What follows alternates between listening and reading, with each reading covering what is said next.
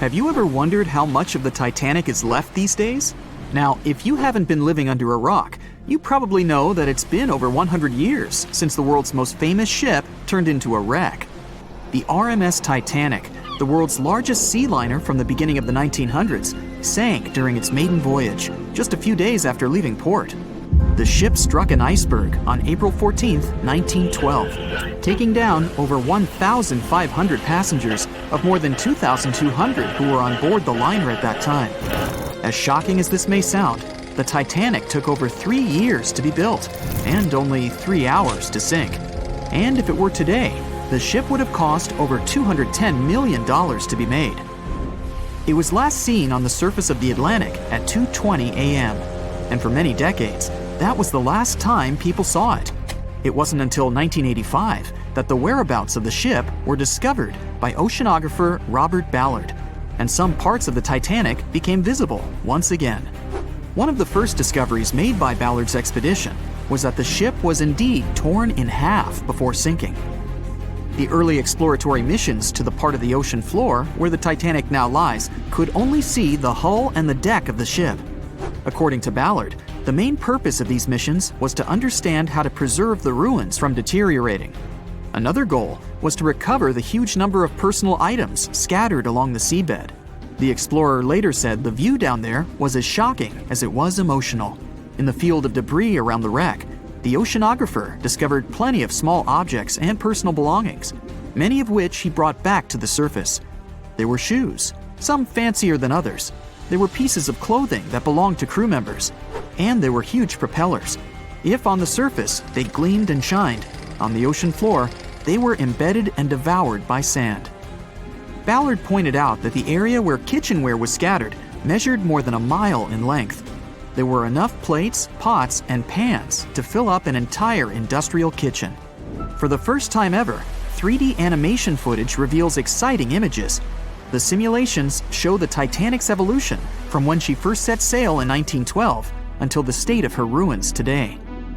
But simulations weren't enough for deep-sea explorer James Cameron, who envisioned traveling to the heart of the wreck for the first time ever in the history of the ship. Yep, the same James Cameron who happens to be the director of a very famous movie about the ship. He has now dived 33 times to visit the wreck of the Titanic. Here's some fun trivia for you. The director says that his true passion has always been the ocean, and that ever since he was a kid, he wanted to study the sea. Directing, let's say, just happened to be his day job. And when the possibility of directing Titanic appeared, he said yes, just so that he could go and check out the ruins of the ship in real life. Now back to the wreck. According to James Cameron, it wasn't enough for researchers to access only the exterior of the ship. They needed to go inside, analyze and photograph what was left of the pompous interiors of the world's once biggest sea liner. Cameron piloted an innovative robot vehicle equipped with cameras. It helped the man to reveal spaces in the Titanic that no one had ever seen before since the ship touched the bottom.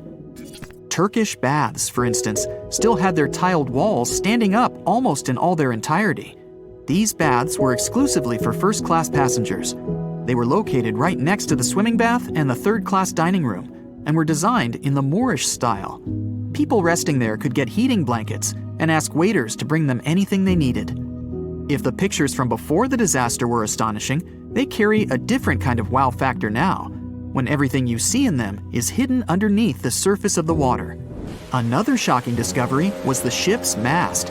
If we look at the Titanic in its pre-sinking glory, the mast calls much of one's attention. Located on the bow of the huge ship, the mast held together the transmission cables for the Marconi system, a system of wireless telegraphy. That's also where the British merchant flag the Titanic flew was located. The mast stood at the height of a bit more than 100 feet and was equipped with a crow's nest. Nowadays, the mast is unrecognizable. Attacked by corrosion, it collapsed. The crow's nest broke apart too.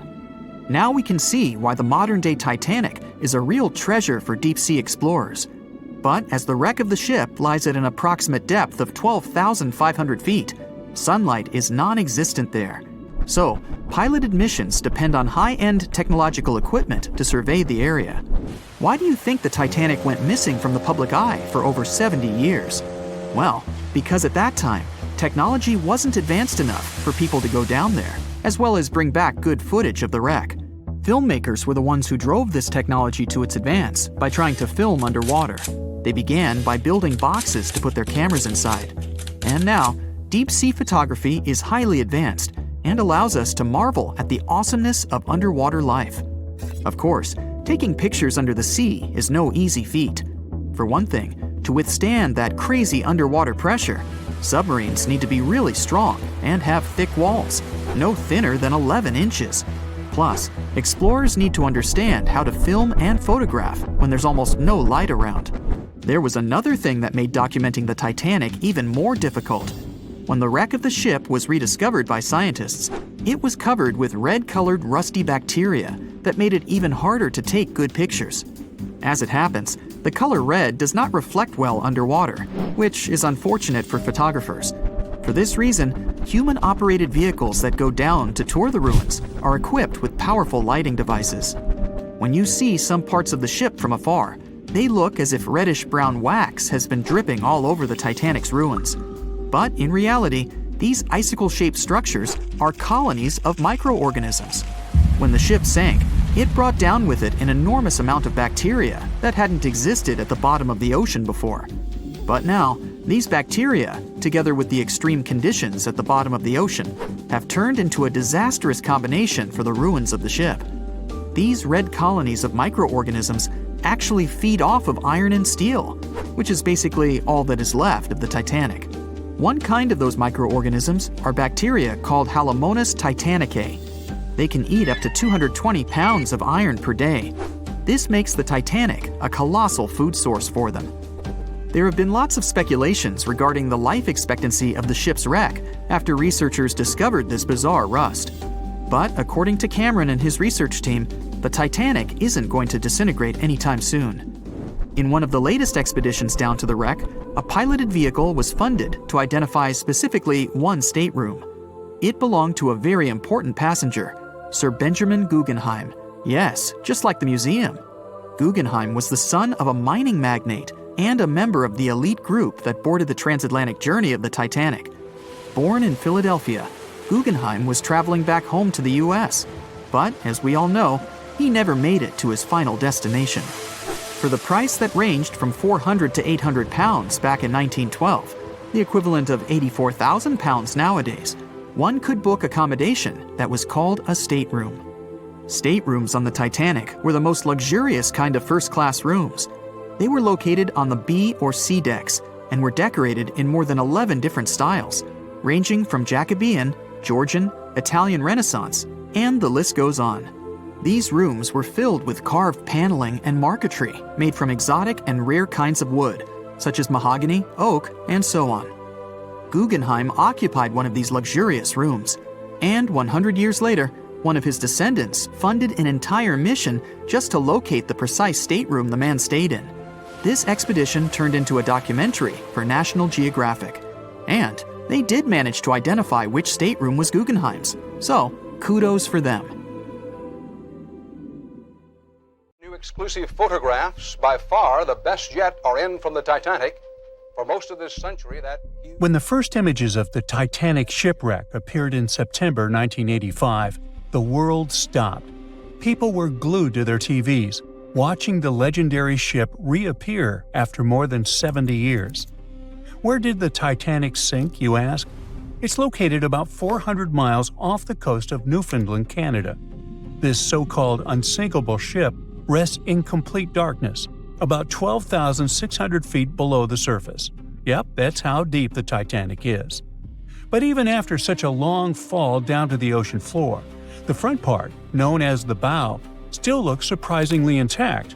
I mean, the railings were still there, the anchor chains too, even the elegant curves of the hull you might recognize from old photos. But the news barely mentioned the stern back then. And there's a reason we still don't talk much about it.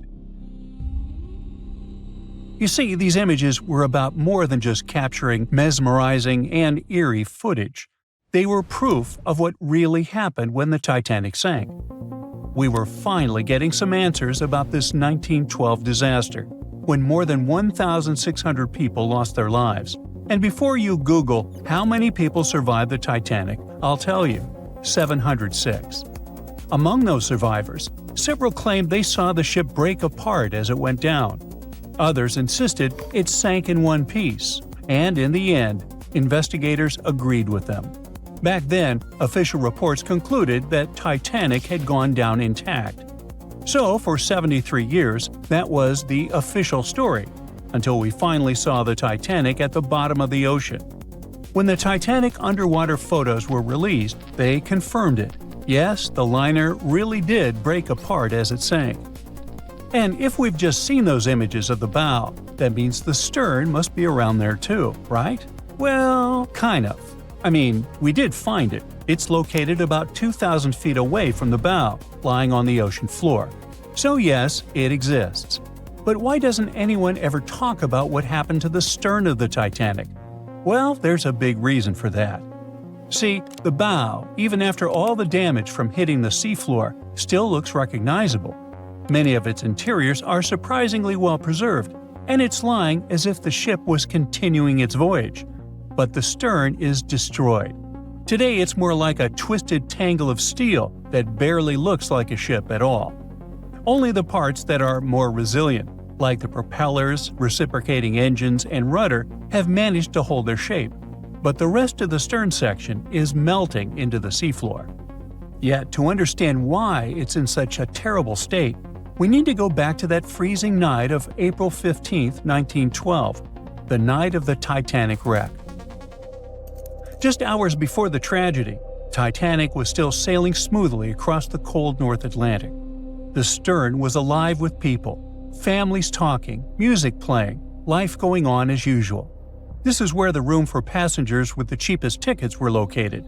That's why third-class travelers were also known as steerage passengers. But the stern wasn't only for passengers. It also contained many of the ship's storage areas, including cargo holds, baggage rooms, kitchens, crew quarters, and even the engineering spaces. And hold on to that info, it's going to be important in a second. So let's jump straight to when the liner struck the iceberg. As the bow began to sink, the stern slowly lifted out of the water, putting enormous strain on the middle of the ship. By around 2 in the morning, the lights on Titanic flickered and then went out. Moments later, the ship broke in two, and the bow disappeared beneath the waves. The stern briefly settled back on the water before rising again, this time almost vertical. It stayed upright for a few seconds and then began its final plunge. At about 2:20 in the morning, the stern vanished beneath the Atlantic. Titanic was gone. What was happening beneath the water were two completely different scenarios. First, the bow slowly filled with water and began to drift downward, almost sailing gently like a submarine. Because of that, it managed to keep its shape and stayed mostly intact. But Titanic's stern collapse was a whole different story. The stern was ripped wide open where the ship had split apart. Water rushed in through that open end at incredible speed. This sudden flooding made the stern plunge downward much faster than the bow. The rush of water created so much turbulence that pieces were ripped off and scattered all around the ocean floor. Now, remember what I said earlier about the spaces inside the stern? Those huge storage areas were wide open, and many of them contained air pockets. So when the stern section broke away, it still had compartments filled with trapped air. As it spun down into the depths, this increasing water pressure crushed those pockets one by one. The surrounding structure began to implode, scattering pieces of metal, furniture, statues, and passengers' belongings across the ocean floor. So many experts believe the immense water pressure made that section collapse as it sank, and that's why we can't see much of it today. And now you know the answer to the Titanic back section mystery. We don't talk about it much, simply because there's not much left to see. It's like the part of the Titanic story that's too broken or too painful to talk about openly. The side of the ship that truly feels lost. And sorry to say this, but that's the future of the bow, too. I mean, it won't be there forever. The iconic shape of the wreck is changing year after year, and not in a good way. The front part of the Titanic is deteriorating, and one day it'll be entirely gone. Down on the seabed, the Titanic faces enormous pressure, nearly 390 times greater than at the surface. The good news is there aren't any air pockets left inside the ship, so big implosions won't happen again. But the bad news is that the ship's own weight is now helping to tear it apart. As those 52,000 tons of steel slowly settle into the ocean floor, they twist and pull on the hull. Submersible missions have already spotted large cracks running through the steel plates, and even the decks themselves are starting to cave in. And there's something else. The wreck might look cool and spooky today, but that actually comes from a thick layer of bacteria and microbes covering it. The problem is, they're slowly eating the Titanic. Yep, most of the corrosion happening down there is caused by bacteria, and this is gradually weakening the entire structure. Steel plates, beams, and supports are getting thinner every year.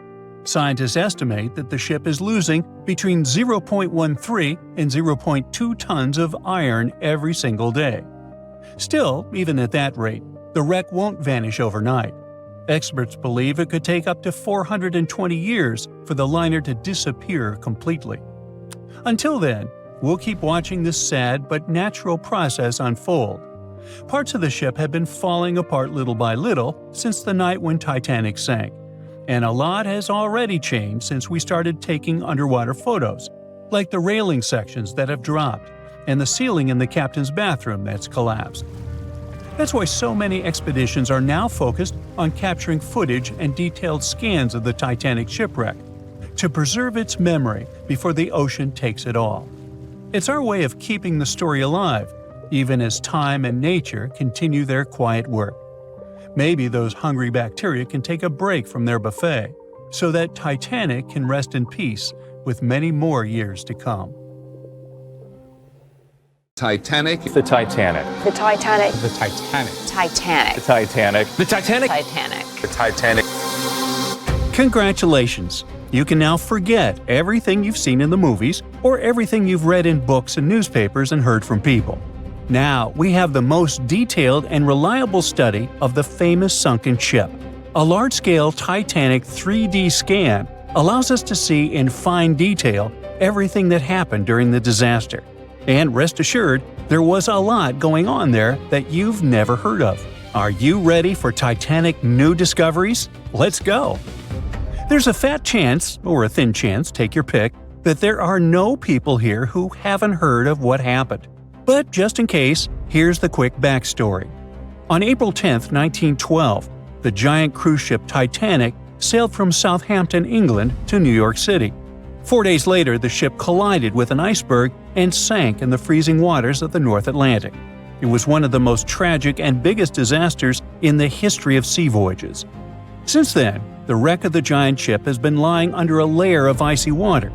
For decades, people wanted to get this ship from the bottom many times, but they never fully tried.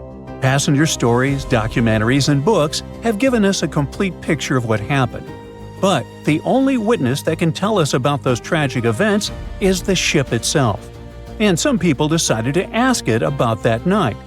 A group of experts, oceanographers and cinematographers, recreated a virtual version of the events and showed it in the documentary Titanic: The Digital Resurrection. This is the most detailed digital reconstruction of how the Titanic sank ever made. To create it, specialists from the Magellan Company sent marine robots to the bottom where the ship lies at a depth of 12,500 feet. In such a place, all objects experience immense water pressure. To better understand how great it is, imagine the weight of a heavy barbell on your fingertip. Experienced divers with standard scuba gear can only swim at depths up to 130 feet and a little deeper. So it's a challenging, almost impossible mission to descend to such a depth and conduct research. It's dangerous for people. That's why the team of specialists sent robots there. Equipped with cameras for deep-sea surveys, they took more than 700,000 photos and videos in 4K resolution. They were collecting data for 3 weeks, exploring every part of the ship. Eventually, they had about 16 terabytes of data. Now, 1 terabyte is 1,000 gigabytes. Is that a lot? The largest game on PC, Microsoft Flight Simulator, weighs about half a terabyte, and it has maps of the entire planet to create a realistic flight simulator. Still, this huge program weighs 32 times less than that Titanic scan.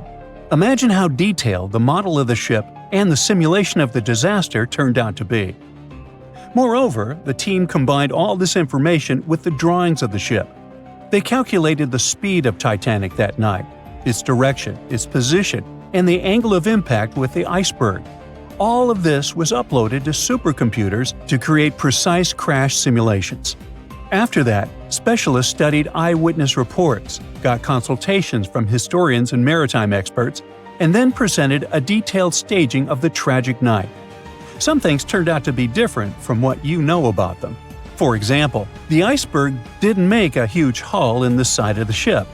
A Titanic wreckage scan shows that a piece of ice had struck a glancing blow and created several holes in the hull.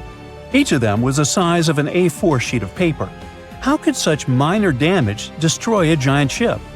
The problem was that those A4-sized punctures covered the entire length of the case. The Titanic's creators claimed that it was the most unsinkable ship in the world. However, its unsinkability lay in the fact that it could stay afloat even if 4 of its watertight compartments got flooded. But the collision with the iceberg led to the flooding of 6 of them.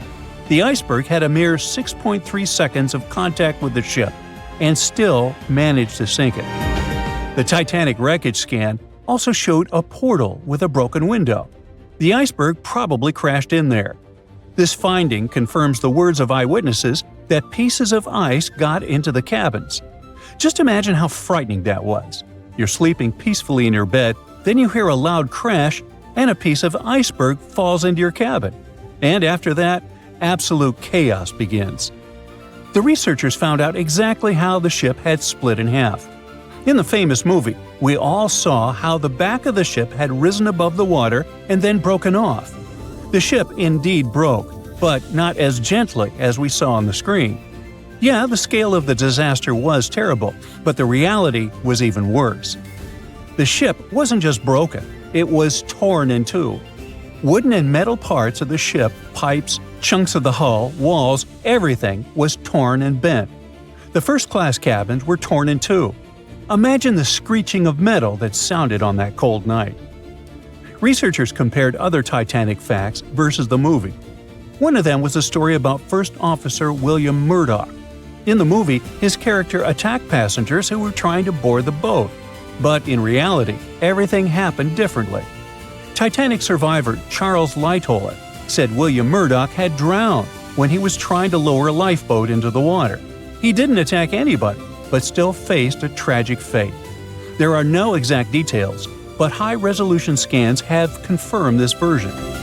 But one of the most impressive and heroic tales that happened on the Titanic occurred in the boiler room. With the help of robots, experts discovered that one of the boat's steam valves had been left open. This finding only confirms eyewitness stories that the engineers stayed in the boiler room for more than 2 hours after the collision with the icebergs. This group of brave people maintained a power supply until the very end. Why did they do it? Proper lighting on the Titanic helped people safely lower the boats onto the water. Electric power also made the Titanic visible to distant ships. Moreover, passengers reported that the Titanic's lights were on even when it was submerged underwater.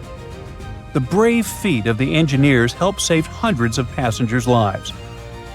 Who knows, perhaps further research of the ship will tell us more about other heroic actions of the passengers and crew members. Actions that will be worth making a movie about. In addition to studying the ship, the researchers also scanned the seabed around the wreckage, where not only parts of the Titanic, but also personal belongings of passengers, including gold coins, pocket watches, combs, shoes, and so on, were scattered. By the way, many of those items have been raised from the bottom and sold at various auctions. You can also see some artifacts from the ship in specialized museums. One of those is called Titanic Belfast and is located in Northern Ireland. It is open to the public. A digital replica of the ship not only shows us how the Titanic sank, but also literally saves the ship. The condition of the wreckage is getting worse every day. Gigantic pressure, cold temperature, water, and marine life – all of this is slowly destroying the vessel.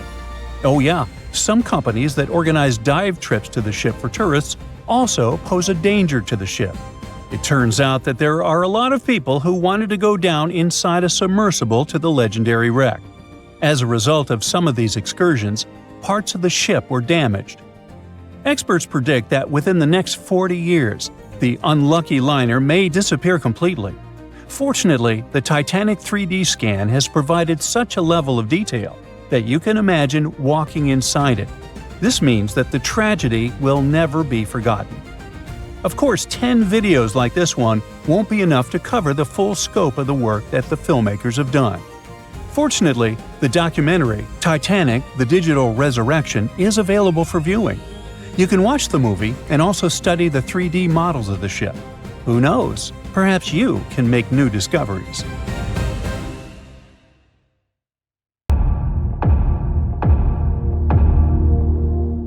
There were no binoculars on board the famous Titanic on the night when they were needed the most. The lookouts were blind, helpless, and doomed, and the ship went down, taking hundreds of lives, right? Well, it's just one of the many myths from a whole ocean of half-truths, rumors, and dramatic retellings the Titanic is still sailing in. There were binoculars on board. The real issue was access. The binoculars were locked in a cabinet in the crow's nest, which is the lookout point, but the key went missing. A crew member named David Blair, who was supposed to be on the Titanic, was reassigned to a different ship at the last minute. He forgot to leave the key behind. The key to saving hundreds of lives, literally, was sitting in his pocket far away as the Titanic was going down. But we'll never find out what would have happened if the key had been there. The sky was clear that night, but there wasn't a moon to light the way, and there was no wind, so the sea was glassy, and there were no ripples, which are the usual warning signs of icebergs floating around. Then there's the idea that the Titanic was racing across the Atlantic to break a speed record, but historians disagree. The Titanic's crew knew there was ice out there, but instead of slowing down, they just kept going, cruising around 22 knots. That's only a couple of knots slower than her top speed, but the Titanic wasn't being pushed to her limits. Many of her furnaces weren't even fully stoked. And it was normal practice for that time to just keep going and trust those on the lookout to spot the ice before the ship hits it. Those massive Atlantic liners weren't about taking it easy, they were about being perfectly on time. Ships like the Titanic were basically the express trains of the sea, and any delay would have been a PR disaster. So yeah, they knew the risks, but didn't think it was a big deal. After all, plenty of ships had close calls before and came out okay. They didn't see ice as a huge threat those days, and weren't even afraid of head-on collisions. And have you heard that the White Star Line, the company that owned the Titanic, marketed it as unsinkable? In 1910, the company was hyping up their two new ocean giants, the Titanic and her sister ship, the Olympic. Their ads proudly declared these ships were designed to be unsinkable. What the company meant by it was that, on paper, the design should keep them afloat. Later on, they even had to clarify that they never promised the ships were actually unsinkable. By 1911, before the Titanic even hit the water, magazines were already running wild with the idea. Writers were calling her practically unsinkable, pointing to her fancy new watertight compartments as proof. And just like that, a legend was born before the ship even left the dock.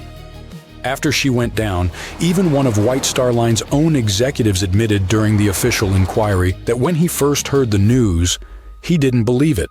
He genuinely believed the Titanic couldn't sink. But that whole unsinkable thing was never the main selling point. White Star Line wasn't really pushing safety, but selling luxury. The Titanic was supposed to be the crown jewel of ocean travel, massive, elegant, and dripping in comfort. Another story that just stuck with us is that before the iceberg even struck, a coal fire was burning away in one of the Titanic's bunkers. It weakened the ship's hull and made it more vulnerable. Some people even say that fire caused or accelerated the sinking. Well, it's partially true. There was a coal fire in one of the Titanic's coal bunkers before the voyage. Fires in coal bunkers weren't unusual in steamships of the time. They could smolder for days. But it was nothing like a fire that would be raging uncontrollably. Historical timelines, crew logs, and structural analysis all indicate that a fire of such intensity and in such a position couldn't have caused fatal structural damage. If the fire had done that much harm, the ship might have failed even before the collision. But the Titanic stayed afloat for over 2 hours, which means the real villain was still the iceberg. Another twist to the fire story is that it could have distracted the crew, preventing them from dealing with the iceberg situation properly. That sounds more plausible, but still, that's not the same as saying the fire was the real culprit. Speaking of the real culprits, there's no doubt it was an iceberg, but the scale of disaster it caused was way more subtle than a big movie-style gash in the hull. Instead, it produced many tiny fractures in the ship's rivets, seams, and metal joints. Each fracture was almost unnoticeable, but because the ship was cruising, the water was steadily running through those micro gaps under pressure. It slowly seeped into multiple compartments and filled 6 of the watertight sections. The Titanic lingered, hovered, took on water, and was failing compartment after compartment. She sank over a period of 2 hours, rather than going down in minutes. If the iceberg had catastrophically torn open the hull, the ship would have gone down almost immediately, and people would have had no time to react and escape. Sadly, not all of them had that chance anyway. You probably recall the heartbreaking scene from the Titanic movie, where third-class passengers attempt to escape to the decks, but they are locked below in their section. Well, it's only partially true. Yes, there were barriers separating passenger classes, but they were mostly in place to comply with U.S. immigration laws. Third-class passengers going to America in search of a new life had to pass health checks and immigration processing. That's why they were traveling on separate decks. There were some lifeboats for them, although not in the third-class sections of the ship, so they would have to navigate a maze of corridors and stairs to reach the top. And many of the third-class passengers didn't even want to try, as they didn't want to leave their luggage behind. In the end, only about a quarter of the third-class passengers survived, but no one forcefully kept them on the lower decks. Now let's switch gears and discuss the Titanic facts that people used to deny or overlook, but which have since been proven true. For example, most deck plans and diagrams you've seen in Titanic documentaries don't show a hidden deck down under the waterline called the inner bottom. Many outside engineers did not fully understand or discuss it. This hidden deck stretched nearly the full length of the ship and had 44 separate watertight tanks. Most of them were for water ballast, some for fresh water. There were also wing tanks, port and starboard, which helped with balance. The inner bottom was like the ship's built-in organizer. It divided the Titanic into separate sections, allowing different parts to remain balanced and easier to control. It was designed to stay afloat with up to 4 of the forward compartments flooded. Sadly, the rendezvous with the iceberg opened 6 compartments, and you know what happened next. And finally, my personal favorite Titanic myth is that the ship split cleanly in half, like some Hollywood action scene. Blame James Cameron for that one. We all cried when we saw it, but reality was way uglier. For many years after the tragedy, survivors couldn't all agree on what they saw. Some said the ship went down whole. Others swore it broke apart. No one believed the second group until the scientists found the wreck in 1985. Then, they finally confirmed the truth that the Titanic had indeed broken in 2, but not neatly. The metal twisted, tore, and shredded as the stern lifted into the air, and 2 opposite forces ripped it apart. And to make it even more tragic, the people were still clinging to the back half when it snapped and plunged into darkness. By April 1912, the Titanic was the most expensive and unsinkable ship in the world. These days, the sunken Titanic is associated with some of the most expensive expedition tours in the world. Despite the terrible tragedy, people have built profitable businesses using the famous ship, and these businesses can be very dangerous. The Titanic fell to the bottom of the icy waters of the North Atlantic in 1912. It was more than 70 years before people finally discovered the ship. It happened in the 80s, when researcher Robert Ballard carried out a secret mission to search for sunken submarines. In addition to his mission, Ballard also wanted to search for the wreckage of the Titanic, if he had the time.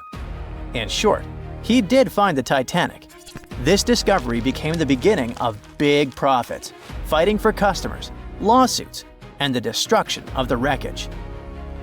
Shortly after the discovery, Ballard came to the US Congress and testified about the Titanic he'd found. He suggested making a sea memorial out of the wreck's site and leaving this place untouched. In 1986, Ballard installed a plaque on the Titanic, and the story ended there. But not for long. The Titanic tragedy was a popular theme, so many companies realized they could make a lot of money out of it. In 1987, an American company, Titanic Ventures, descended to the wreckage together with the French National Institute of Oceanography and got about 1,800 artifacts from there. Then the company received the rights from the US government to rescue the Titanic by parts.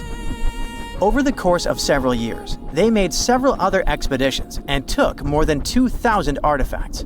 The company created a museum where it exhibited the found jewelry, interior elements, personal belongings of passengers, and a lot more. Some artifacts were put up for auction. The company made good profits and inspired many others to do the same. For example, let's take a look at this pocket watch. It belonged to a guy named Edmund Stone, who was a first-class steward. The watch stopped at 2:15 a.m. when it fell into the icy ocean water. After almost 100 years, it was sold for 130,000 euros, which is about $135,000, and is far from the highest price. Another item is the Titanic's ship plan. This is one of the most authentic artifacts from the ship, and it had a practical use. Experts used this blueprint to investigate the wreckage. It helped them understand where the iceberg had struck the Titanic. This plan was sold at auction for $320,000. Do you remember that moment in the movie when the ship began to sink and the violinists started playing their last song? It was actually true. There were real musicians on board who were playing till the end. One of them was Wallace Hartley. Unfortunately, he didn't survive the disaster, but his violin did. Even though it's impossible to play it, it was sold for $1.5 million.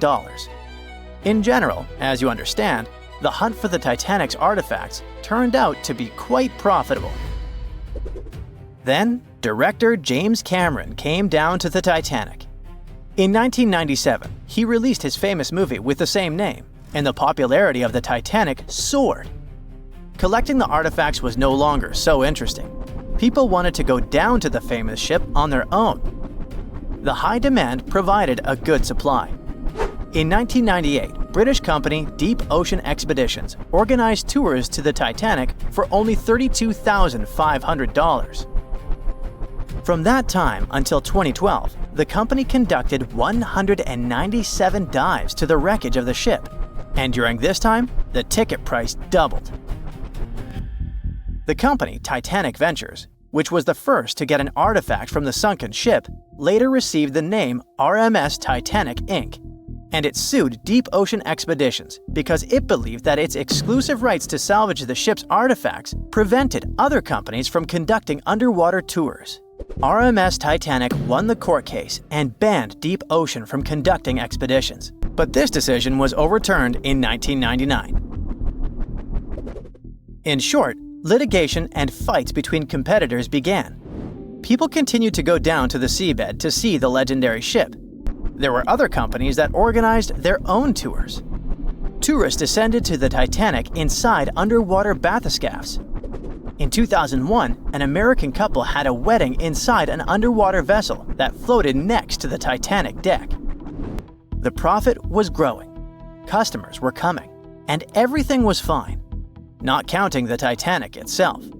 The more tourists came down to the ship, the more damaged it got. People wanted not only to see, but also to touch the wreckage. The bathyscaphs could accidentally hit the ship and break apart its parts. The churning of the water caused by boat propellers could also damage the old ship.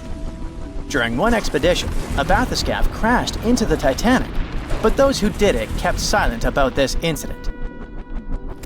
In addition, the seabed where the ship lies is littered with garbage. Bottles, chains, weights, nets that people left during rescue operations and tourism. More than 100 years after the tragedy, the Titanic has finally received UNESCO protection.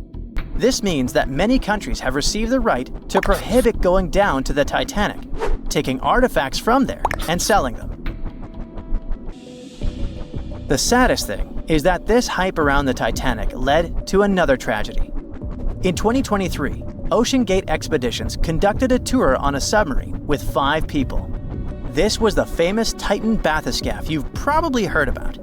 So, the Titan began its dive to the Titanic, and after 1 hour and 45 minutes, communication with the bathyscaphe was lost. Something broke in the boat, depressurization started, and in a split second, the huge water pressure crushed the Titan. Despite the danger of such a dive, there are many people who want to go on an expedition to the Titanic to see the ship with their own eyes. They're not even deterred by the price of such a tour, which has increased by several times. But for those who don't have several $100,000, oceanographers and divers have created a digital copy of the sunken Titanic. Using a computer, you can visit the ship, walk through its halls, cabins, and deck. The copy has preserved some parts of the ship which don't exist anymore. For example, the famous railings on the ship's bow where Leonardo DiCaprio hugged Kate Winslet have recently collapsed. And you can also visit museums dedicated to the Titanic. There, you'll see various photos, elements of the ship, personal belongings of passengers, and many other artifacts. Anyway, if you have a lot of money and you still want to go down to the Titanic, think twice. And in general, ordinary scuba diving is a rather dangerous thing. These are the problems it can cause. When you dive underwater without preparation and come up too fast, you're likely to encounter decompression sickness, which is also called the bends. Due to the rapid decrease in the pressure that surrounds you, nitrogen bubbles move through the body and might cause paralysis, severe discomfort, spinal cord damage, and many other troubles. Wait a minute, what are nitrogen bubbles doing in your body anyway? Your cylinders contain compressed gas that consists of nitrogen and oxygen. And when you inhale this substance and the pressure around you sharply decreases, nitrogen accumulates in bubbles. According to Henry's law, the solubility of gases in a liquid is directly proportional to the external pressure.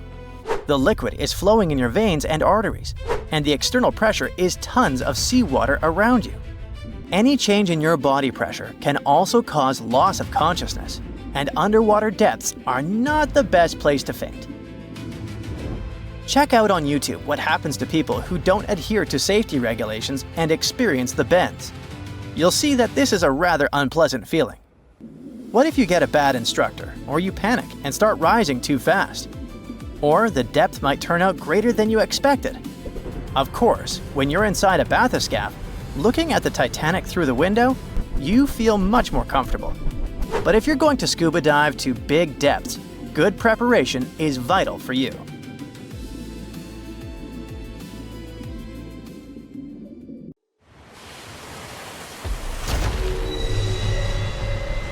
Over 1,500 people lost their lives in this part of the ocean, so maybe it's a prudent idea to stay away from it.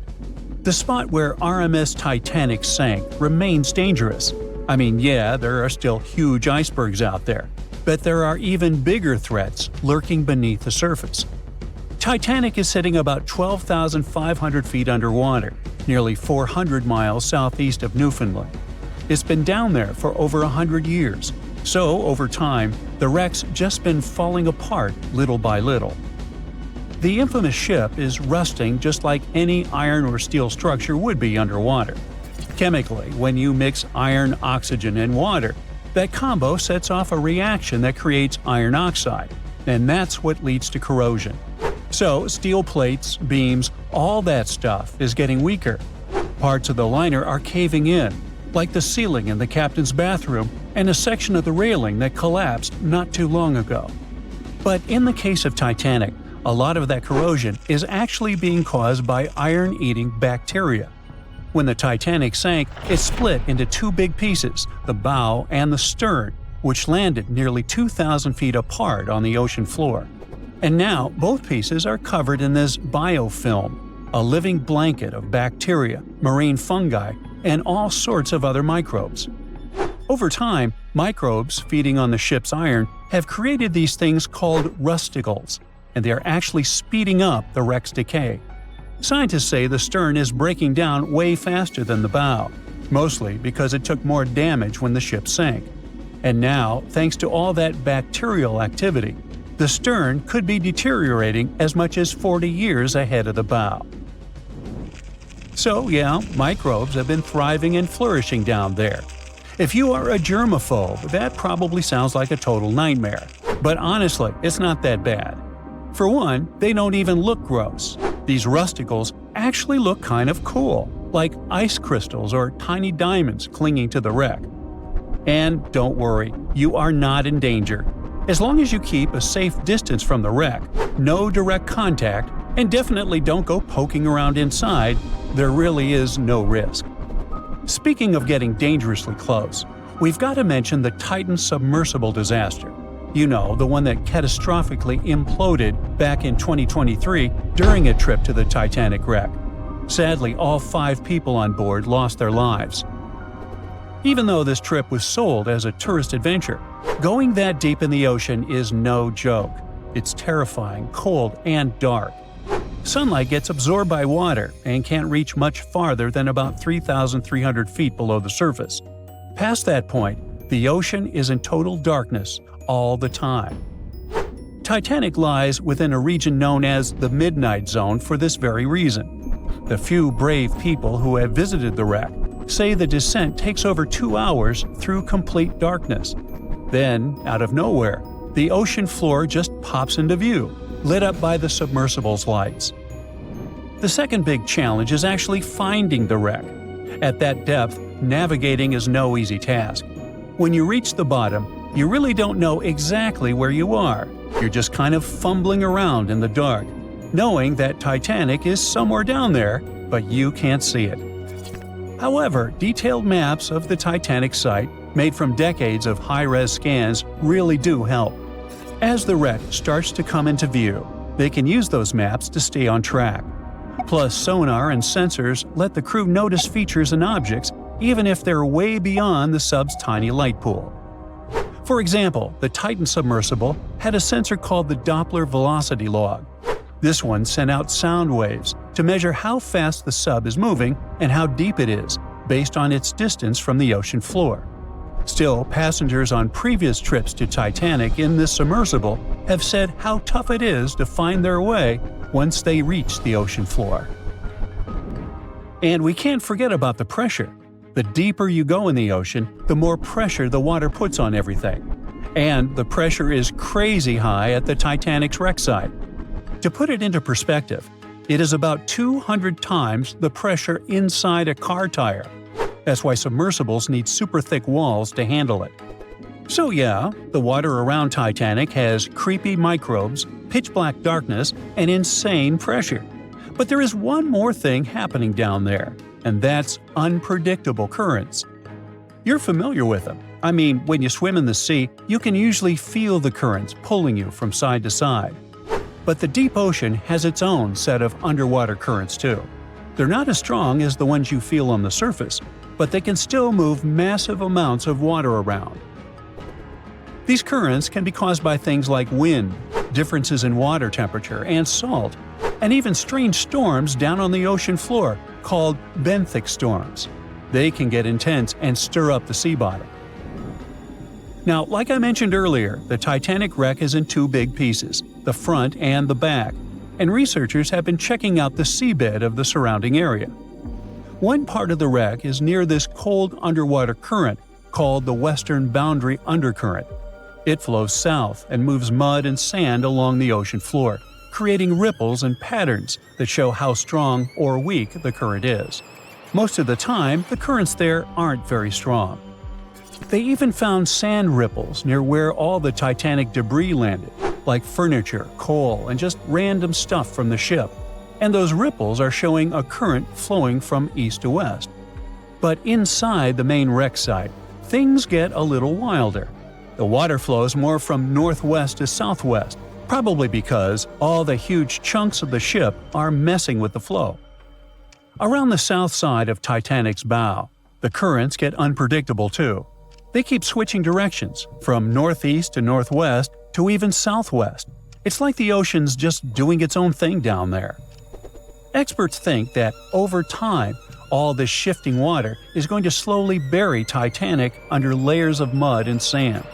Little by little, the wreck could just fade away and disappear beneath the ocean floor.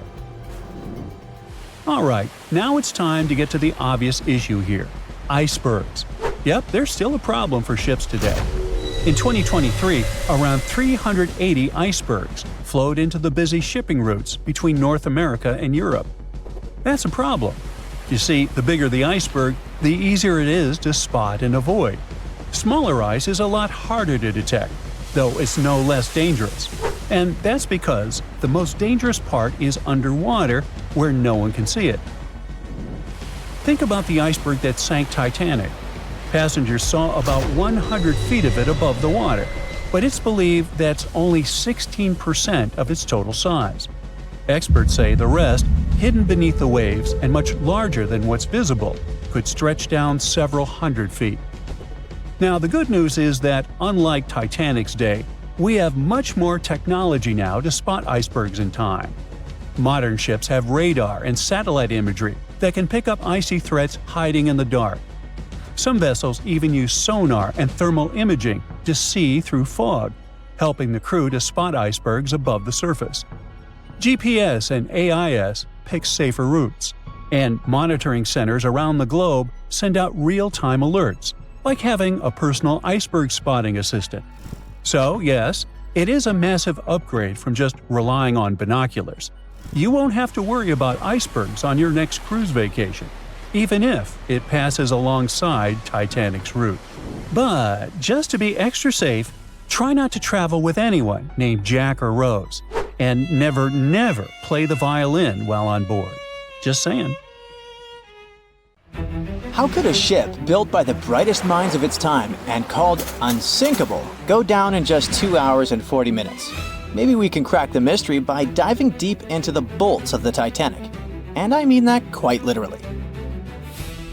It all started with a fancy dinner in London back in 1907. Lord William James Parry had a big idea and needed the right people on board. He invited the director of the British shipping company, White Star Line, over to chat. White Star was already riding the waves of success with transatlantic travel, making a fortune taking emigrants to America. But the competition was fierce. Cunard, one of their biggest rivals, had just launched 2 sleek, fast ships, the Lusitania and the Mauretania. These ships were the latest and greatest in both speed and luxury.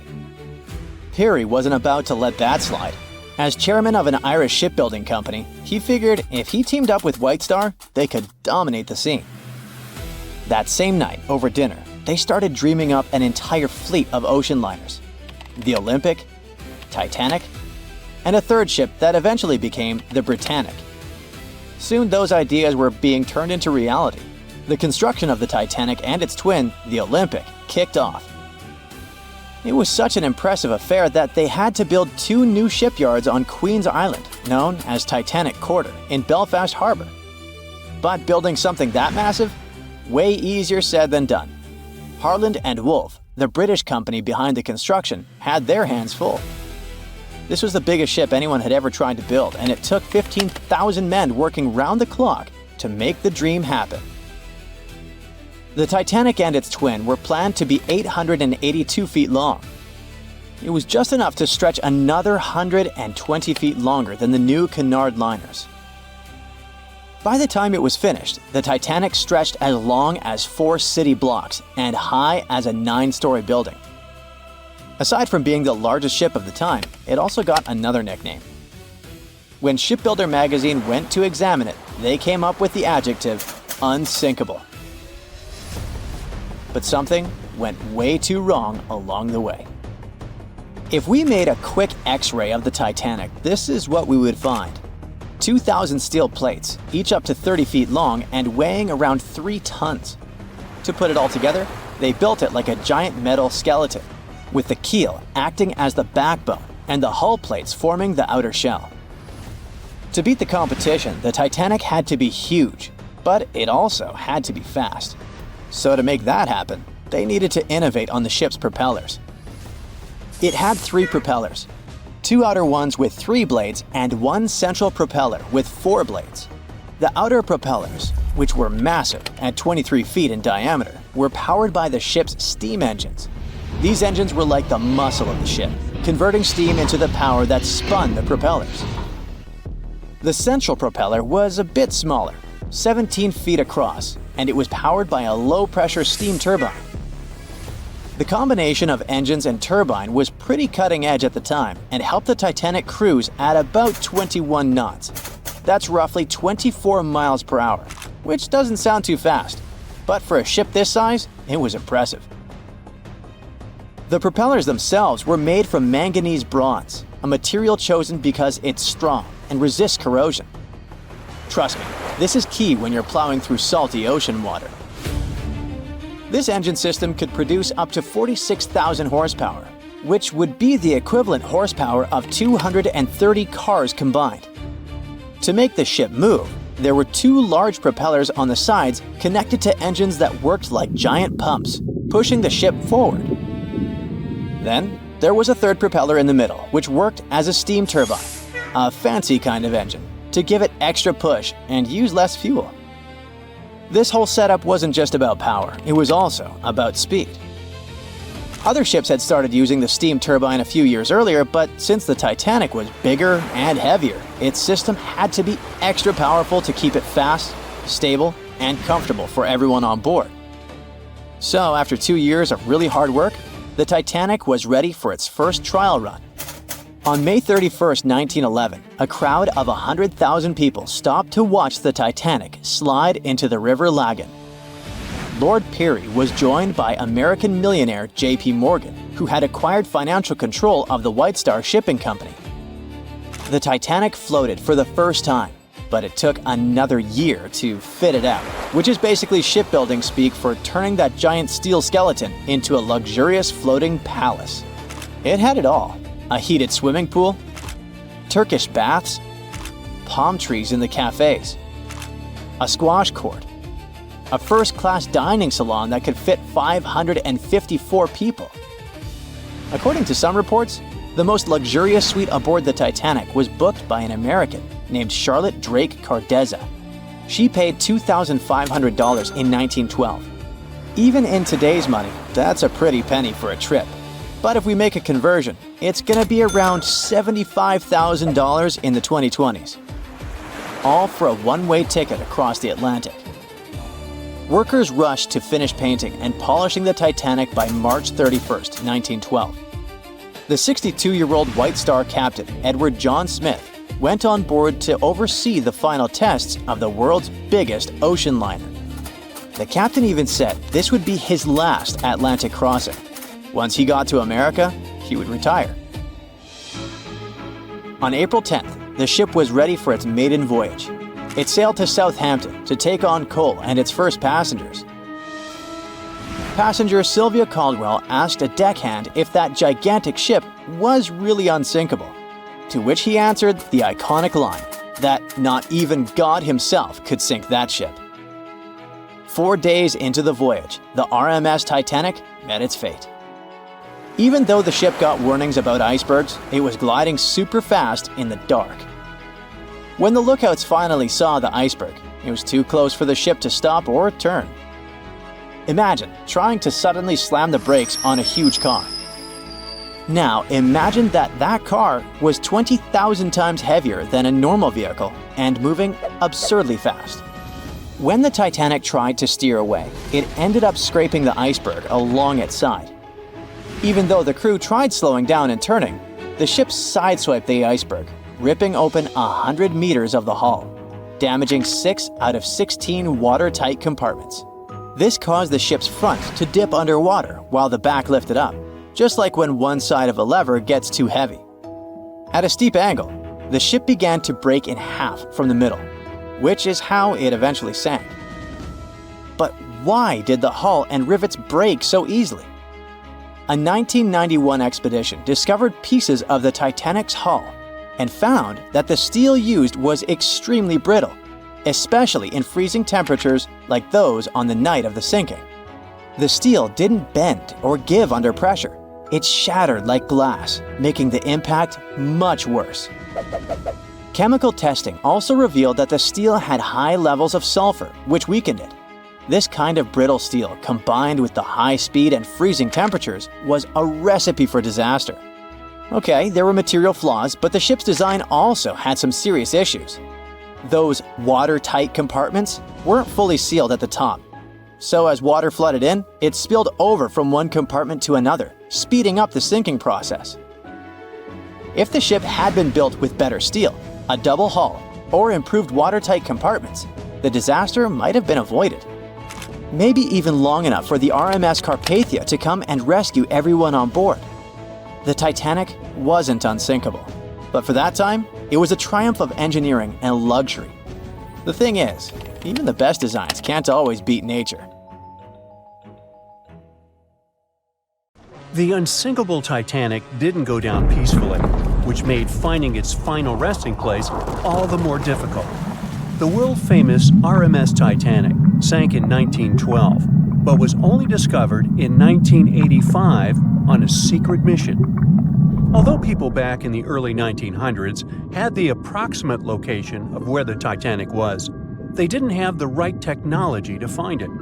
As it went under, the ship sent several CQD signals, standing for Come Quickly, Distress, to a nearby ship named Carpathia. Come at once, we have struck a berg. It's a CQD, old man, were some of the final words transmitted from the Marconi wireless on the ship. These Morse code messages were also what made the first research missions to the wreck possible. RMS Carpathia found the lifeboats filled with Titanic survivors, but the world also desperately wanted to see what became of the famous liner. Fast forward to 1953. That's when the first serious attempt to find the Titanic wreck happened. A man named Risdon Beasley tried using a loud eruptive device to locate the ship. It sounds weird, but there's science to back it up. When dynamite goes off, the waves from the detonation hit the bottom of the ocean floor. With the help of sonars, scientists would be able to locate if there was anything solid at the bottom of the ocean. But Beasley had no luck. Another 20 years would pass before oceanographer Robert Ballard would make his attempt to locate the Titanic. Ballard had a bit more luck than Beasley. Over the previous years, underwater technology had gotten more funding and so worked much better. He tried it the first time in 1977. Ballard partnered with the Woods Hole Oceanographic Institution on a mission to map the ocean floor. While the institute hired him to test out their new mapping technology, Ballard's intention was to go a little further and find the Titanic wreck.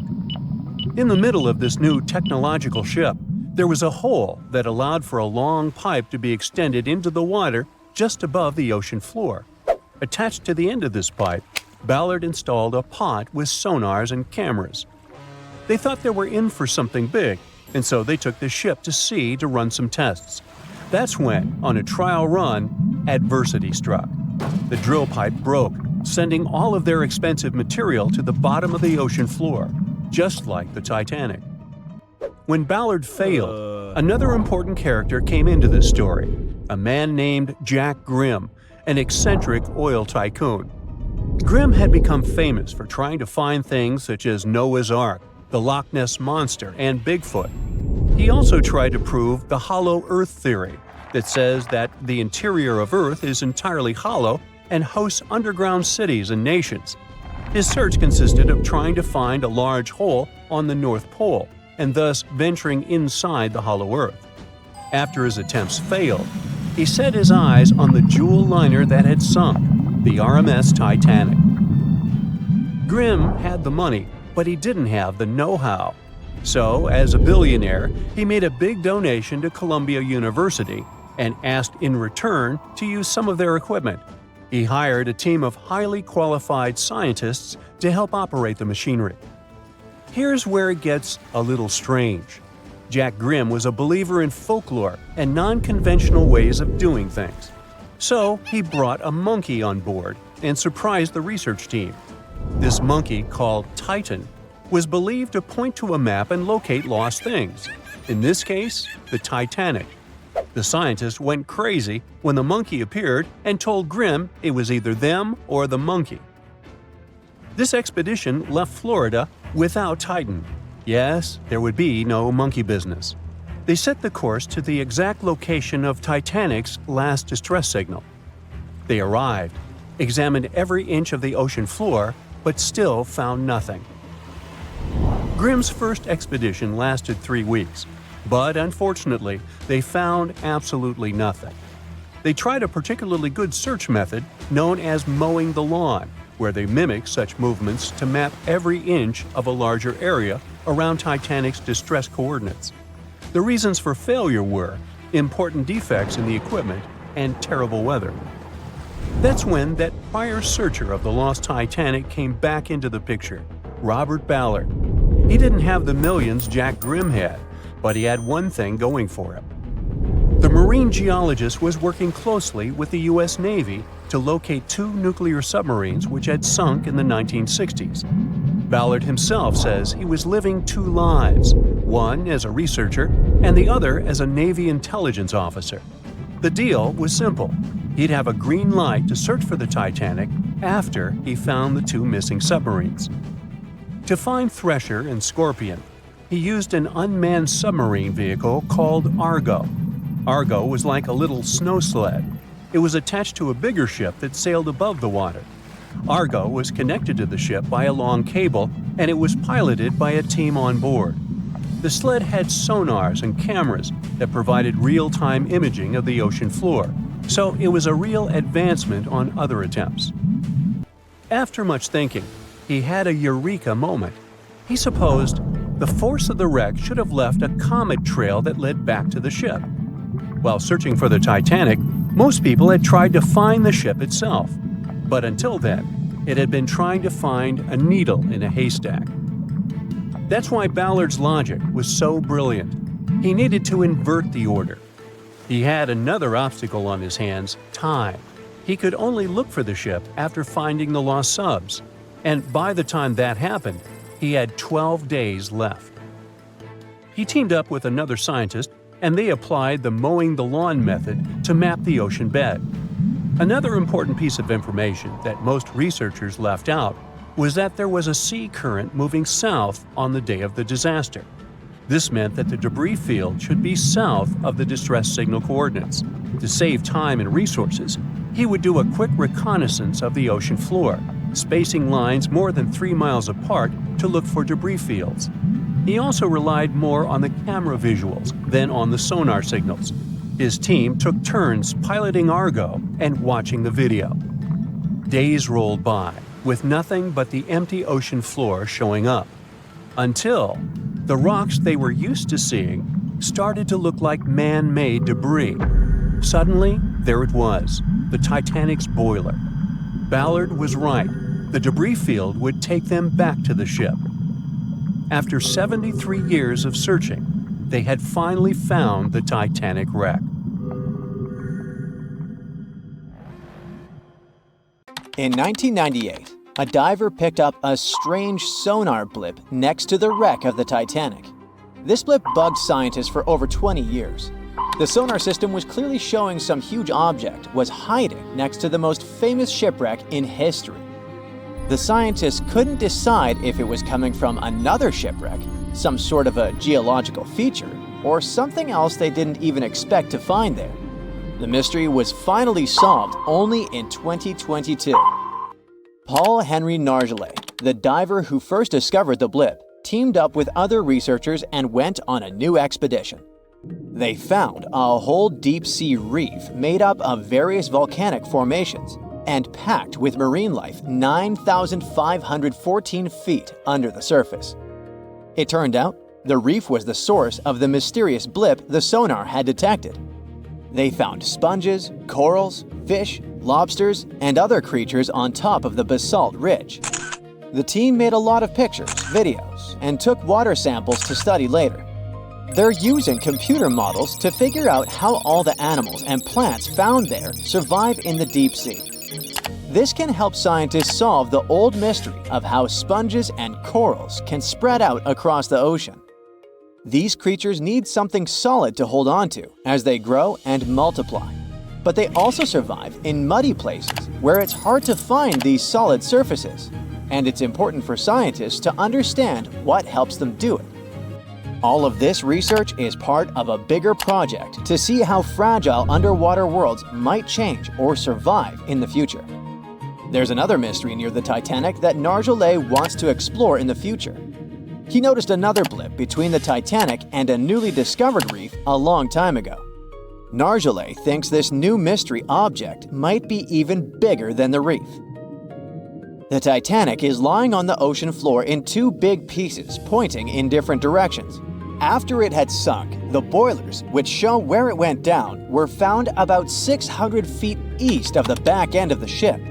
The bow of the Titanic remained intact when it hit the seabed, but the stern was completely mangled because of the implosions it went through during the descent. The air trapped within the structure just couldn't handle the increasing pressure of the water deep down. Some people who survived the famous shipwreck mentioned that they had seen the ship break in half as it was sinking. At first, no one believed them, but now we know that the Titanic really did split apart between its second and third funnels as it was going down into the water.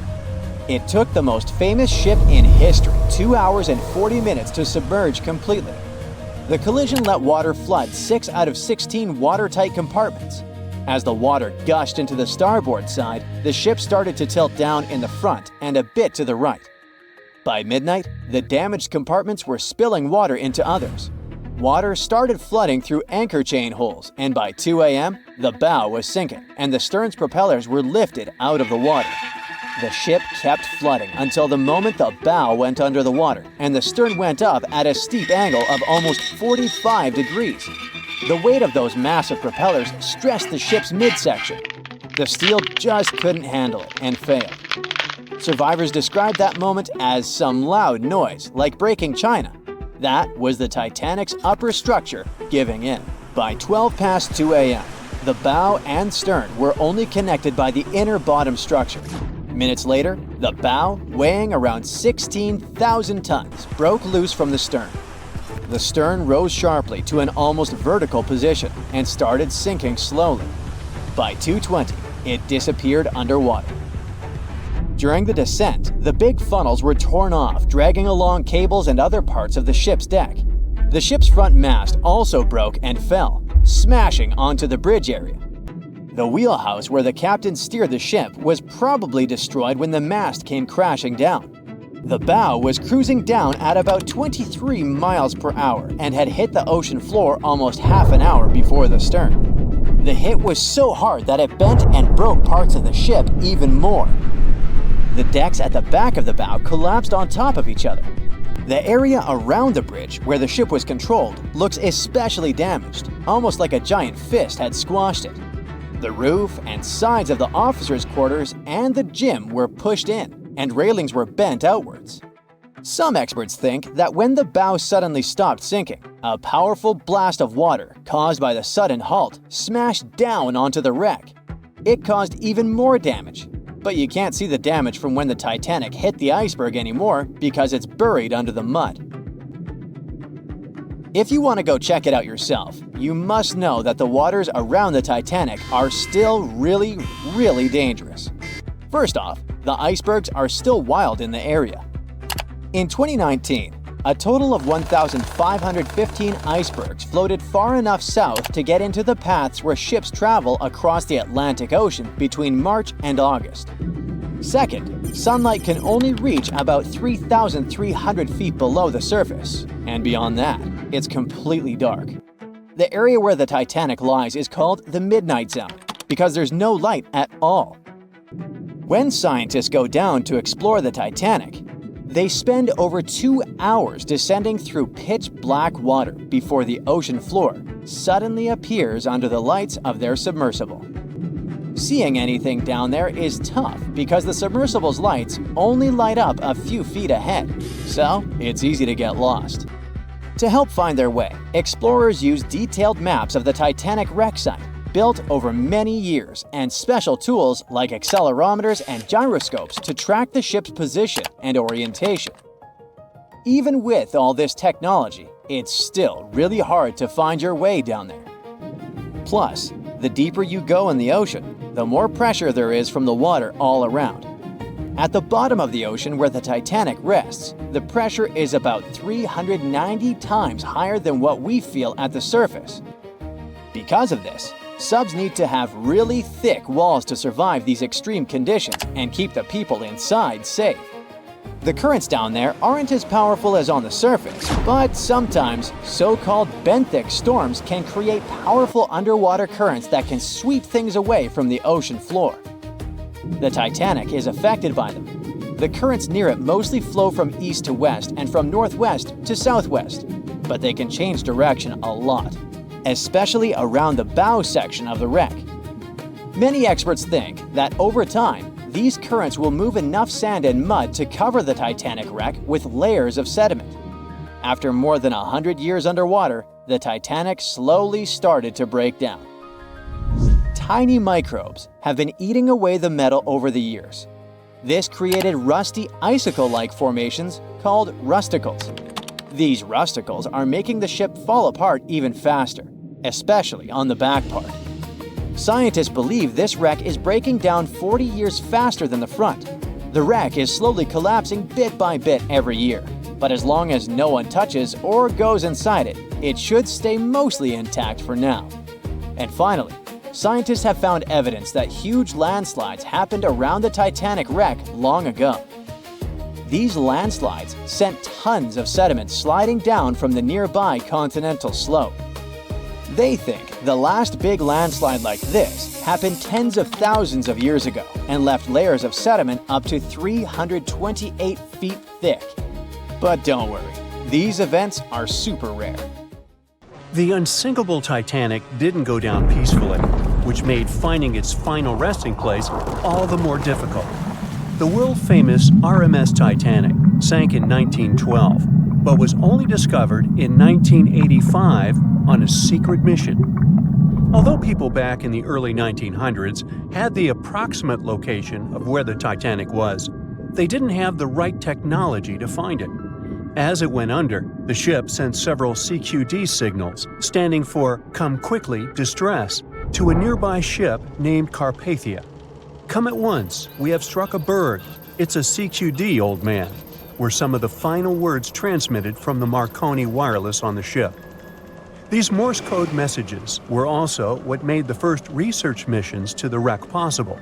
RMS Carpathia found the lifeboats filled with Titanic survivors, but the world also desperately wanted to see what became of the famous liner. Fast forward to 1953. That's when the first serious attempt to find the Titanic wreck happened. A man named Risdon Beasley tried using a loud eruptive device to locate the ship. It sounds weird, but there's science to back it up. When dynamite goes off, the waves from the detonation hit the bottom of the ocean floor. With the help of sonars, scientists would be able to locate if there was anything solid at the bottom of the ocean. But Beasley had no luck.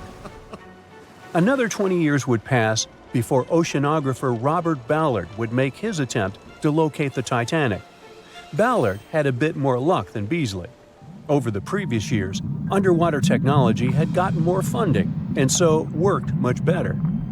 He tried it the first time in 1977. Ballard partnered with the Woods Hole Oceanographic Institution on a mission to map the ocean floor. While the institute hired him to test out their new mapping technology, Ballard's intention was to go a little further and find the Titanic wreck. In the middle of this new technological ship, there was a hole that allowed for a long pipe to be extended into the water just above the ocean floor. Attached to the end of this pipe, Ballard installed a pod with sonars and cameras. They thought they were in for something big, and so they took the ship to sea to run some tests.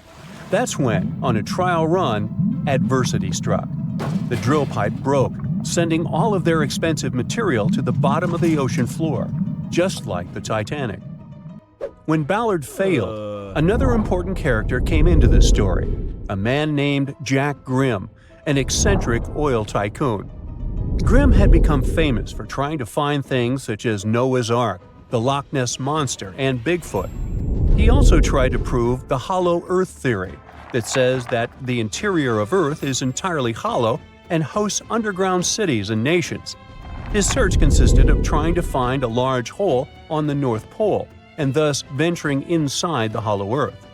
After his attempts failed, he set his eyes on the jewel liner that had sunk, the RMS Titanic. Grimm had the money, but he didn't have the know-how. So, as a billionaire, he made a big donation to Columbia University and asked in return to use some of their equipment. He hired a team of highly qualified scientists to help operate the machinery. Here's where it gets a little strange. Jack Grimm was a believer in folklore and non-conventional ways of doing things. So he brought a monkey on board and surprised the research team. This monkey, called Titan, was believed to point to a map and locate lost things.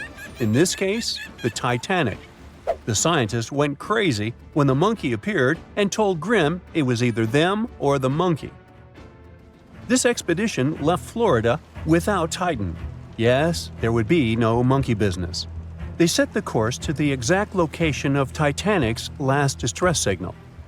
They arrived, examined every inch of the ocean floor, but still found nothing. Grimm's first expedition lasted 3 weeks, but unfortunately, they found absolutely nothing. They tried a particularly good search method known as mowing the lawn, where they mimic such movements to map every inch of a larger area around Titanic's distress coordinates. The reasons for failure were important defects in the equipment and terrible weather. That's when that prior searcher of the lost Titanic came back into the picture, Robert Ballard. He didn't have the millions Jack Grimm had, but he had one thing going for him. The marine geologist was working closely with the U.S. Navy to locate 2 nuclear submarines which had sunk in the 1960s. Ballard himself says he was living 2 lives, one as a researcher and the other as a Navy intelligence officer. The deal was simple. He'd have a green light to search for the Titanic after he found the 2 missing submarines. To find Thresher and Scorpion, he used an unmanned submarine vehicle called Argo. Argo was like a little snow sled. It was attached to a bigger ship that sailed above the water. Argo was connected to the ship by a long cable, and it was piloted by a team on board. The sled had sonars and cameras that provided real-time imaging of the ocean floor, so it was a real advancement on other attempts. After much thinking, he had a eureka moment. He supposed the force of the wreck should have left a comet trail that led back to the ship. While searching for the Titanic, most people had tried to find the ship itself. But until then, it had been trying to find a needle in a haystack. That's why Ballard's logic was so brilliant. He needed to invert the order. He had another obstacle on his hands: time. He could only look for the ship after finding the lost subs. And by the time that happened, he had 12 days left. He teamed up with another scientist, and they applied the mowing the lawn method to map the ocean bed. Another important piece of information that most researchers left out was that there was a sea current moving south on the day of the disaster. This meant that the debris field should be south of the distress signal coordinates. To save time and resources, he would do a quick reconnaissance of the ocean floor, spacing lines more than 3 miles apart to look for debris fields.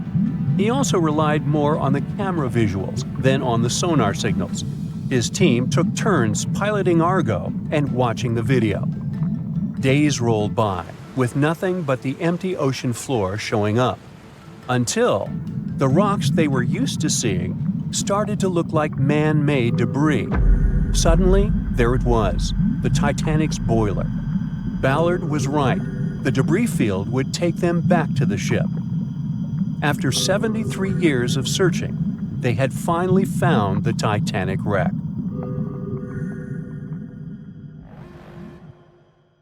In the Titanic movie, you won't see any fumes above the fourth funnel of the legendary ocean liner, and it's not a mistake.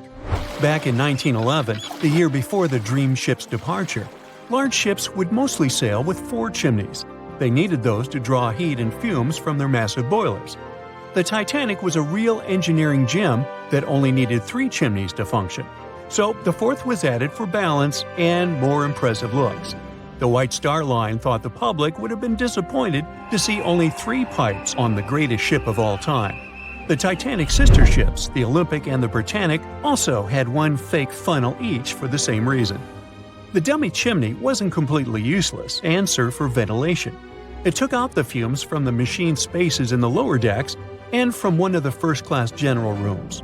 1 big ventilation funnel, instead of several small ones, helped to declutter the upper decks and left more open space for passengers to enjoy their strolls. When Titanic went down, the funnels, each weighing 60 tons, went down with the rest of the ship. They were made extra tall to make sure the passengers weren't covered in the soot being ejected. Their height and weight let them stay in the upright position. The forward funnel, followed by the others, fell only when the ship went for the final dive. Those chimneys were much lighter than the bow, so they spread among other debris. The light material they were made of flattened once it hit the bottom, and the iron-eating bacteria living deep down took care of it later. The bow of Titanic remained intact when it hit the seabed, but the stern was completely mangled. When the famous ocean liner hit that iceberg, things got really messy. It took the future movie star a whole 2 hours and 40 minutes to submerge completely. The collision let water flood 6 out of 16 watertight compartments. As the water gushed into the starboard side, the ship started to tilt down in the front and a bit to the right. By midnight, the damaged compartments were spilling water into others, and it was chaos because these compartments were only watertight horizontally. Soon enough, water started flooding through the anchor chain holes, and by 2 a.m., the bow was sinking, and the stern's propellers were lifted out of the water. The ship kept flooding until the moment the bow went underwater, and the stern shot up almost 45 degrees. The weight of those massive propellers stressed the ship's midsection. The steel just couldn't handle it and failed. Survivors described that moment as some loud noise, like breaking china or falling gear. That was the Titanic's upper structure giving in. By 12 past 2 a.m., the bow and stern were only connected by the inner bottom structure. Minutes later, the bow, weighing almost 16,000 tons, broke loose from the stern. The stern rose sharply to an almost vertical position and started sinking slowly. By 2:20, it disappeared underwater. The bow was cruising down at about 13 miles per hour and had hit the ocean floor almost a half an hour before the stern. The 2 parts of the Titanic now lie 2,000 feet apart, pointing in different directions. The bow remained mostly intact, just covered in mud. The stern turned into a tangled wreck because of the implosions it went through during the descent. The air trapped within the structure just couldn't handle the increasing pressure of the water deep down. Signal rockets played a big part in the Titanic's tragedy. When a ship goes down, you're supposed to shoot up red flares to signal trouble. But someone decided to stock Titanic with white lights instead of the usual red ones. So when the ship smacked into that iceberg, the crew fired off white flares. The SS Californian was passing nearby, and his captain knew the Titanic was in a dangerous iceberg zone. The crew didn't spot the sinking Titanic, but they sure saw those white rockets. The radio between the ships was useless because the Californian's operator switched it off. The captain had a gut feeling something was off, so he flashed a Morse code light signal at Titanic. But he received no reply because the Titanic had already gone underwater. There was another ship, Samson, sailing alongside the Titanic. It had plenty of illegally hunted frozen seal meat from Canadian waters abroad, so it was sailing with lights off to remain unnoticed. When they saw the Titanic's white rockets, they thought it was the Coast Guard and zoomed away. Samson didn't have a radio, so they couldn't find out about the ongoing disaster. The crew got the news about Titanic only when they got to the coast of Iceland the following month. There have been many theories to explain the Titanic tragedy, and one of the recent ones says that there was a fire involved. An Irish journalist went full detective for decades, digging into the mystery, and stumbled upon a game-changer. He came across a photo album that had been hiding from the public for a century after the tragedy. In the pictures, taken at the Harland and Wolff shipyard in Belfast, Northern Ireland, just over a week before the liner sailed, you can clearly see a massive 30-foot black spot on the ship's hull. Maloney researched the photos and eyewitness testimony from the time and claimed that a fire spontaneously broke out inside of one of Titanic's enormous coal bunkers. It was raging for a whole 3 weeks and messed with the metal, critically weakening a crucial segment of the ship's hull. Back then, most ships had just one hull, so it was the only skin the Titanic had. That's why the Iceberg managed to punch a hole through the ship so easily. If it hadn't been for the fire, the Titanic might have shrugged off that iceberg collision. The company operating the liner knew about the fire, but they decided to conceal that fact. They didn't want any negative stories in the press as they faced some serious competition in transatlantic voyages. The Titanic was sold out, so they stocked up on coal and made it sail. The moon might have also played a role in the sinking. Our satellite heavily affects tides on the Earth. The closer it is to our planet, the stronger the tides are because of the increasing gravity of the moon. Back in 1912, the moon was so close it made several glaciers in Greenland break apart. Massive chunks of ice that broke off from the glaciers started floating south. The supermoon event came just 6 minutes after a spring tide. During new and full moons, the alignment of the moon, the Earth, and the Sun makes their combined gravity reach its peak. And the day before, our planet had come the closest to the Sun that year, which made the gravity even stronger. This mixture of events created perfect conditions for one of the most powerful tides in history. It created the perfect conditions for the icebergs breaking off from Greenland's glaciers to move freely. Opponents of this theory say that the difference in tidal force wasn't actually that big, and it couldn't have been the main cause of the sinking. The iceberg tore down the side of the ship, leaving a huge opening in the hull. It wasn't a continuous rip, and damage was caused in several places. Some experts believe the ship would have survived the iceberg if it had hit head-on. The Titanic had watertight compartments designed to prevent flooding in case of a collision. Only the first 3 or 4 of these compartments would have been flooded. This could have helped save a lot of lives. Supporters of this theory put the blame for the disaster on First Officer William Murdoch. Huge, fast-moving ships don't just turn in a matter of seconds like a speeding car. It takes minutes. When Murdoch realized the collision was inevitable, he tried dodging left to avoid a direct hit. But despite his efforts, the ship still collided with the iceberg. You know the rest. It seems like we all cried watching the heartbreaking goodbye of Jack and Rose from the Titanic. Oops, spoiler, sorry. But the real-life stories from the sinking of the famous ship were no less touching. Joseph LaRoche was born in 1886 in Haiti to a wealthy family. He was growing up without a dad, but his mother was a self-made woman and a respected merchant. His uncle was the head of his country. Joseph was fluent in French, Creole, and English. At the age of 15, Joseph realized he wanted to become an engineer. There were no engineering schools in Haiti, so he moved to France to get his education. The journey took him a whopping 83 days. Still, in his student years, Joseph met Juliet in a suburb of Paris through a mentor. They soon became friends, and then it grew into something bigger. The couple decided to get married. There was only one problem. Joseph couldn't find a well-paid qualified job even after completing his studies because of racial discrimination.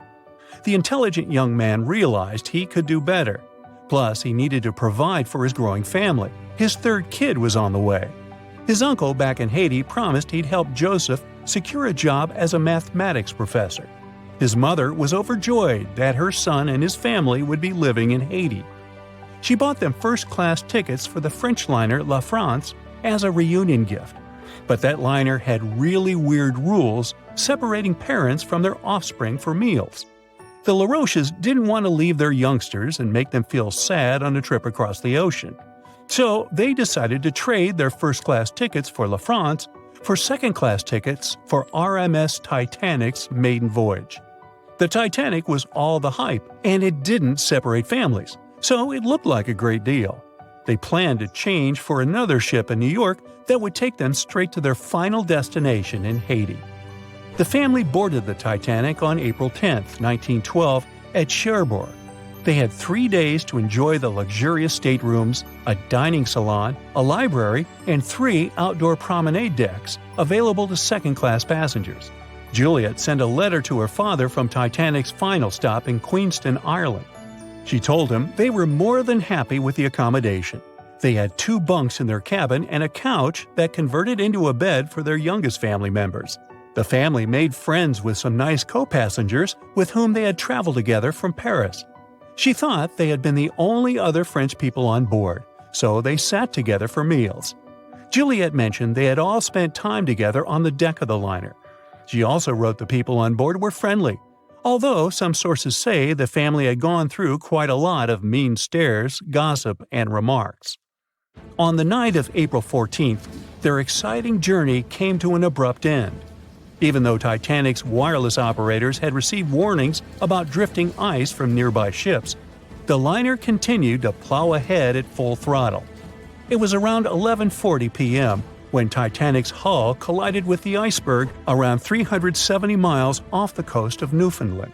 The practically unsinkable ship was severely under-equipped with lifeboats, enough for only about half of its 2,200 passengers. The nearest rescue ship, the Carpathia, was too far away to help. A steward woke up the LaRoche family and took them to the lifeboats, as Juliet remembered later. She couldn't speak any English, so everything that was going on seemed even scarier to her. A little after midnight, the crew received the order to give priority to women and children when boarding the lifeboats.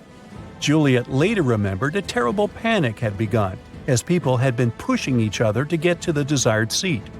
At some point, she felt they had pulled away her older daughter and thrown her into the abyss. A moment later, she had joined her Simone in the same emptiness. So, pregnant Juliet and her 2 daughters got spots in Lifeboat 14. But they had to say goodbye to Joseph as the boat was being lowered into the sea. He wrapped his coat around Juliet, saying she'd need it, and promised to get in another lifeboat and see her and the little ones again in New York. The 25-year-old Joseph LaRoche didn't manage to stay true to his word. In a couple of hours, Titanic sank underwater, taking the lives of almost 1,500 people. Joseph was one of them. Juliet and the girls were among the 700 survivors who had been rescued by the Cunard liner Carpathia several hours later. Once they reached New York, they were looking through the crowds of people, hoping to see Joseph again. When it became obvious they wouldn't find him, it was time for them to decide what to do and where to go. Without any knowledge of English or money that had gone down with the ship, Juliet managed to survive in America only for 3 weeks, and then had no other choice but to go back to France. Joseph's uncle was no longer able to help them, as others had taken his life 4 months after the Titanic tragedy. In December 1912, Juliet gave birth to a son who she named Joseph after his father. For the rest of her life, she couldn't get over the loss of her beloved husband. That's why she didn't like to speak about what had happened on Titanic and told her children not to mention it. In 1995, a member of the Titanic Historical Society interviewed Louise, who was the last remaining LaRoche child and the last French survivor of the sinking. And that's when the world first heard about this heartbreaking story. It inspired some plays and articles, but it never got the same attention as the story of other passengers. You probably remember the elderly couple going down together in their bed on the Titanic. It was inspired by Isidor and Ida Strauss. They were both born in Germany and emigrated to the United States as kids. They met in New York and got married 5 years later. Isidor started a china and porcelain business with his brother that grew into the glassware department at Macy's and turned them into multimillionaires. Isidor and Ida were well known in New York, not only for their wealth and charity, but also for their love and devotion to each other. In 1912, the couple decided to run away from the New York winters and headed for Europe. By that time, they'd already been married for 40 years. In early April, it was time for them to sail back home to New York. They normally traveled on huge German liners, but at that time, they couldn't resist the hype of everyone talking about that new luxury liner, the RMS Titanic. That's how they ended up in one of the first-class private suites at the top of the ship. The Strauss couple spent their evenings dining in front of a live orchestra in a hall filled with fancy furniture and expensive wooden paneling. On the night of April 14th, they felt a slight tremor and then left their private suite and waited for instructions from the crew. They told the passengers not to lose their passes, as they'd need them when everyone got back on board. But the ship was going under. The Strauss couple were standing next to Lifeboat 8. Mr. Strauss, who was 67 at the time, was offered a seat with his wife because of his age. He refused it, saying he was not too old to sacrifice himself for a woman. He wanted to wait and make sure no women and kids were left behind. Ellen Bird, Ida's maid, hesitated before getting on the lifeboat, but Ida told her to go. She took the easy decision not to leave her husband on the sinking ship. Ida took off her beautiful mink coat and handed it to her shivering maid, saying she wouldn't be needing it anymore. Isidore didn't manage to convince her to save herself, so they stayed together till the end. Some of the surviving first-class passengers later remembered they had seen the couple standing peacefully on the deck, holding hands, just waiting.